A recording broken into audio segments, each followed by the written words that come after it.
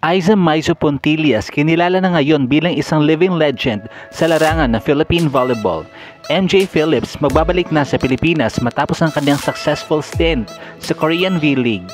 Pero bago natin pag-usapan ang lahat ng yan, please consider subscribing to my channel and hit the notification bell to be notified whenever I post a new video.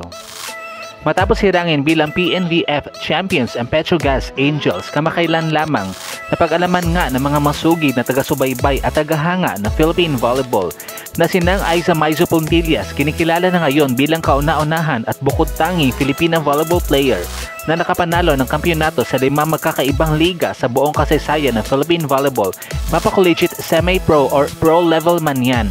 Dahil nga nakapag-champion siya ng 2 beses sa UAAP, 8 championships naman in Shakey's V-League, 4 championships in PSL, 1 championship in PVL, and 1 championship din sa PNVF nakakatapos lamang recently.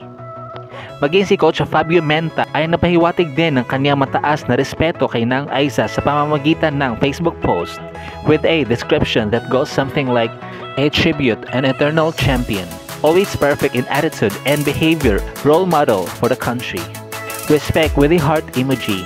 Talaga naman kahit Italian volleyball coach ay hindi maitago ang paghanga sa kalidad ng UST legend. Samantala, MJ Phillips magbabalik na sa Pilipinas para maglaro ulit for Petrogas Angels. Matapos mapili sa Asian Quota Draft noong April 2023 bilang pang-5 sa lahat ng mga Asians na nabigyan ng chance makapaglaro sa Korean V-League. And after almost 7 months na successful stint bilang isang import para sa Gwangju AI Peppers, muling paiinitin ng 28-year-old two-time PVL best middle blocker ang Philippine volleyball hot court. Kaya naman kakayanin na ba ng Petrogas na muling makabalik sa Final Four matapos lumagapak sa pang-siyam sa Invitational Conference at pang-anim naman sa Second All-Filipino Conference? Ano sa tingin nyo?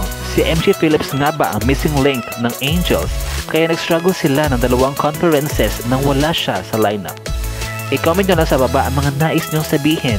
At dito na nga po nagtatapos ang ating video. Thank you so much for watching. Huwag niyo po kalimutan mag-subscribe sa aking channel to be in the know about the latest snippets regarding Premier Volleyball League. Bye!